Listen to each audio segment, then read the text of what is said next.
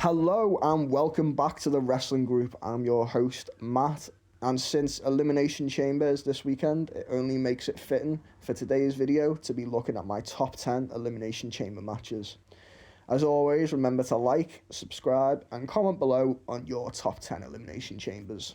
So, with that said, let's dive in.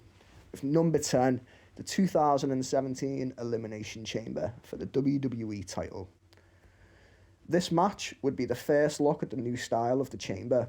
With Randy Orton winning the Rumble the month before, people would already have their rumours for Bray Wyatt to win. The match would be already so far though, John Cena versus Randy Orton at WrestleMania for the WWE title. But John Cena would have to defend this title through 5 other opponents first. Unfortunately for him, he would lose the match, and the winner would be Bray Wyatt. A win many people have been waiting for, a deserving world title for the late great Bray Wyatt. Number 9, 2015 Elimination Chamber Tag Titles. This would be the first ever tag team elimination match, and first time with the tag titles on the line. Because the New Day was a trio, they all had to wait in the pod together. It's kind of funny seeing 3 people squashed into one pod. It would be a good match with some good spots, like Kalisto climbing the roof of the chamber and then delivering a splash to all the opponents in the ring. Such a big drop as well. The New Day would enter last, so they'd have a big advantage in this match already, with them entering last and then even being a trio. So it was hard for the other superstars anyway. Even though I think Cesaro and Tyson Kidd should have won the match, they were easily tag team in the match. They all, unfortunately, they lost, and the New Day would be the victors, retaining their tag titles by triple stack pinning Titus O'Neil. Number 8, 2010 Elimination Chamber World Heavyweight title. This match would be the setup for 2 matches at WrestleMania, HBK versus Undertaker and Edge versus Jericho.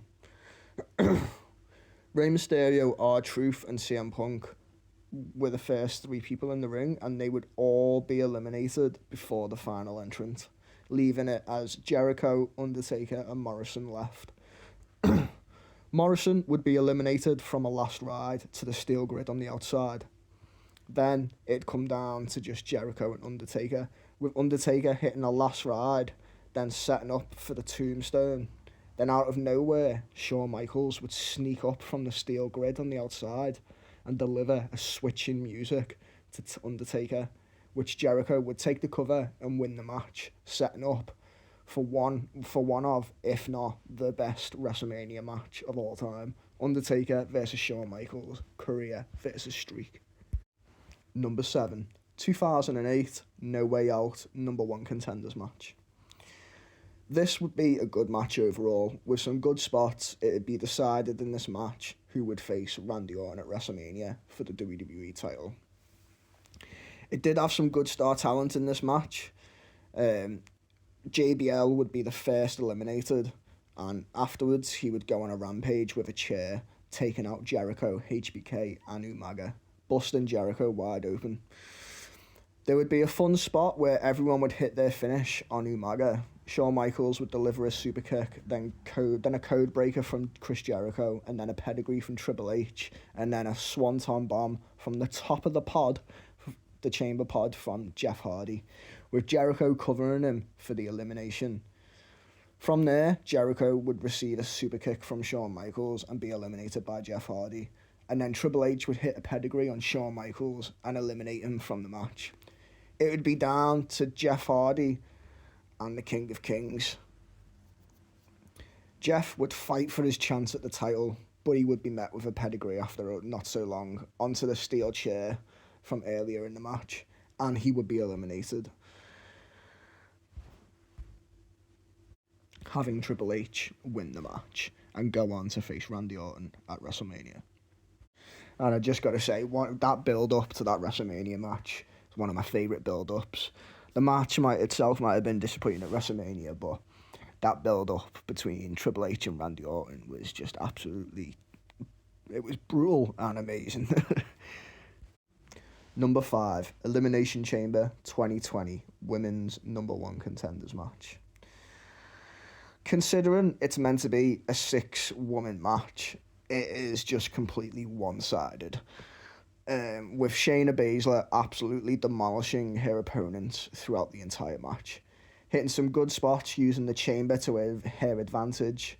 At one point, she would have Natalya in between the pod door and would just smash the door repeatedly into her. She would use the chamber walls to swing Liv Morgan's head into from a powerbomb position. And she would be the only person ever to eliminate everyone in the match. Not even Goldberg did that. And she would do so by choking them all out, literally all submission. She would go on to win the match and face Becky Lynch at WrestleMania for the Raw Women's title.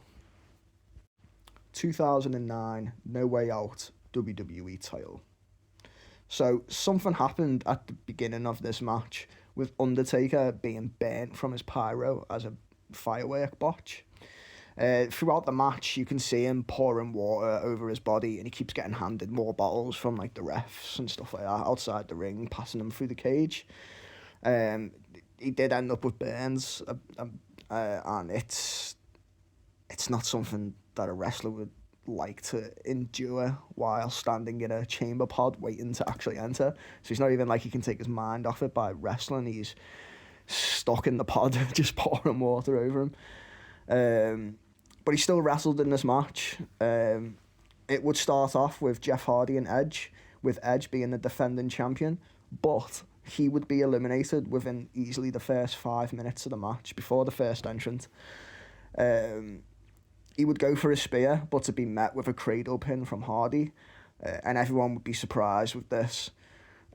Triple H would go on to win this match, but to everyone's surprise, even though Edge lost his title, he would attack Kofi Kingston later on in the world title Elimination Chamber match, and he would take Kofi Kingston's place and win the world title.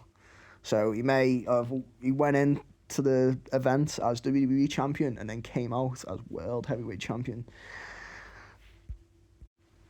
Number 3, 2005 New Year's Revolution World Heavyweight title.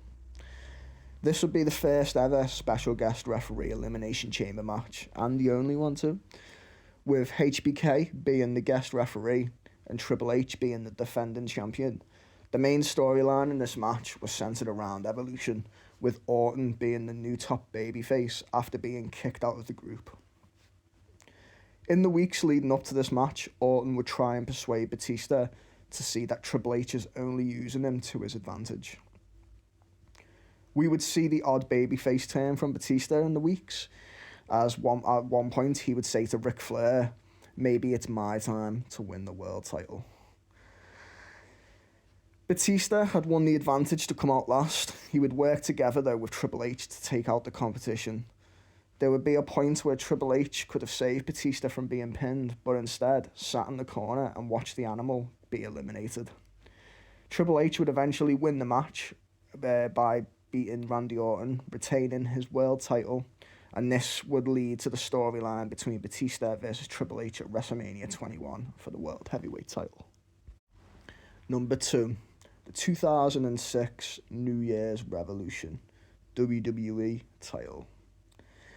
This match would be the first time the WWE title would be defended in this match, with John Cena being the defending champion.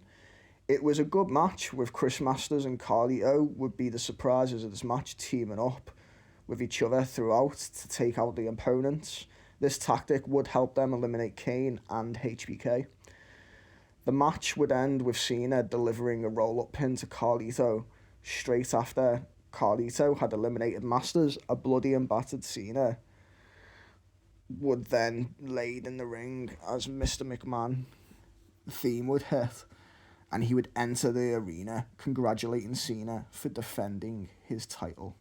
But then, to tell everyone the night isn't over and there is one more match tonight, and it was Edge cashing in his Money in the Bank briefcase. This would be the first time the briefcase would be cashed in.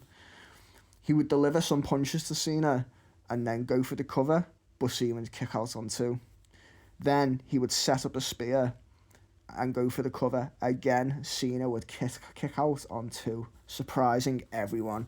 And the look on Edge's face was like, oh my God, am I going to lose? But Edge would hit another spear, pick up the 3, and win his first world title in the WWE. Number 1, 2002 Survivor Series World Heavyweight title. This match would be a long time coming for some fans, waiting for the in-ring return of the Heartbreak Kid Shawn Michaels. This match would be the first time the Elimination Chamber would commence, and the star talent in this match was great, with Booker T, Kane, Rob Van Dam, Chris Jericho, Triple H, and Shawn Michaels. There was some good moments in this match, with one of them being Rob Van Dam hitting a frog splash from the top of the chamber pod onto Triple H. But because he didn't have much room to extend his legs, he landed knee first onto Triple H's throat, crushing his throat. Despite this, the game carried on throughout the match. The star attraction, though, was Shawn Michaels, so when he finally made his way into the match, the crowd went crazy for him. They had truly missed the Heartbreak Kid in action. The match would come to the end with Triple H going for the pedigree, but Shawn Michaels to only reverse it into a back body drop and then hit the sweet chin music on the game to pick up the win and become his first time World Heavyweight Champion in his career. So there you have it. That is my top 10 Elimination Chamber matches. Why don't you comment below your top 10 as well? Let me know in the comments below. And as always, remember to like and subscribe to be notified when we've uploaded more videos. I will be uploading my Elimination Chamber predictions either Friday or Saturday. Just depends how quickly I can get done. So make sure you have me subscribed to be notified when that is uploaded. I've been Matt from the Wrestling Group. Thanks for watching.